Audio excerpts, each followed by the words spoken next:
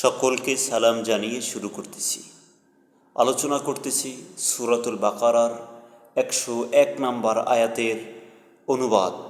আল্লাহ তাআলা ইরশাদ করেন, এবং যখন তাদের কাছে আল্লাহর পক্ষ হতে রাসূল আসলো যে এদের নিকট যে কিতাব রয়েছে সেই কিতাবের সমর্থক, তখন যাদেরকে কিতাব দেওয়া হয়েছিল তাদের একদল আল্লাহর কিতাবকে পিঠের পিছনে ফেলে দিল, যেন তারা কিছুই জানে না। তার মানে হলো, আল্লাহর পক্ষ থেকে যে কিতাব আল্লাহ তাআলা তার রাসূলদের কাছে নাজিল করতেন, একদল মানুষ সেটাকে অবজ্ঞা করে চলত, সেটাকে পিঠের পিছনে ফেলে দিত, তার মানে তাকে গুরুত্ব দিত না।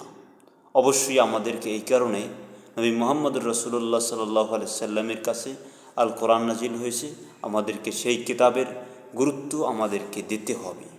অন্য অন্য কিতাব বুখারী, মুসলিম, নাসাই, তিরমিজি, ইবনে মাজাহ সহ যত কিতাব রয়েছে সেগুলোকে কেউ গুরুত্ব দিক আর না দিক, তাতে তার ইমানের কোনো ক্ষতি হবে না, কিন্তু আল কোরআনকে গুরুত্ব অবশ্যই দিতে হবে।